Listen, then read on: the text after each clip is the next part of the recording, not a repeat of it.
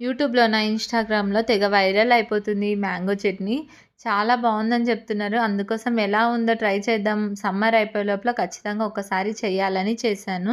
ఎలా వచ్చింది, టేస్ట్ ఎలా ఉందని వీడియో లాస్ట్ వరకు చూడండి. అప్పుడు మీకు చెప్తాను.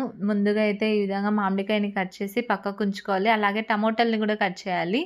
ఒక ప్యాన్‌లో నూనె వేసుకొని టమోటాలు వేసుకోవాలి.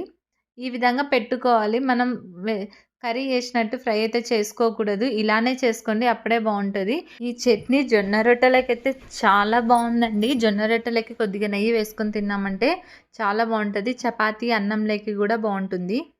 టమోటాలు, మామిడికాయ, పచ్చిమిర్చి, వెల్లిపాయలు వేసి ఈ విధంగా కాల్చుకోవాలి. స్టవ్ ఆఫ్ చేసి మూత పెట్టేసి 2-3 నిమిషాలు మగ్గించుకోవాలి.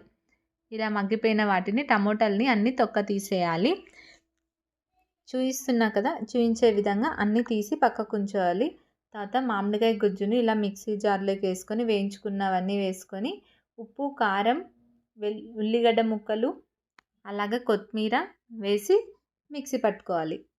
మీకు ఒక ప్రశ్న వేద్దాం అనుకున్నా. పొడుపు కథ అండి. ఎంతమందికి ఆన్సర్ తెలిస్తే అంతమంది కామెంట్ చేయండి ఆన్సర్ ఏంటో. ఇల్లంతా వెలుగు, బల్ల కింద చీకటి. మరొకసారి చెప్తున్నాను. ఇల్లంతా వెలుగు, బల్ల కింద చీకటి. ఆన్సర్ ఏంటో కింద కామెంట్ చేయండి.